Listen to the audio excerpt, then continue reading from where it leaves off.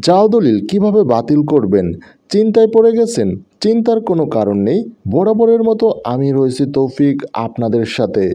হ্যাঁ প্রিয় দর্শক, আপনাকে কেউ যদি জাল দলিল দেখিয়ে আপনার সম্পত্তি দাবি করে, তাহলে আপনি কিভাবে এই জাল দলিল বাতিল করে নিজের নামে ওই দলিলটি সঠিক প্রমাণ করবেন এবং যেই ব্যক্তি আপনার নামে জাল দলিল তৈরি করেছে তার বিরুদ্ধে আপনি কি ব্যবস্থা নেবেন।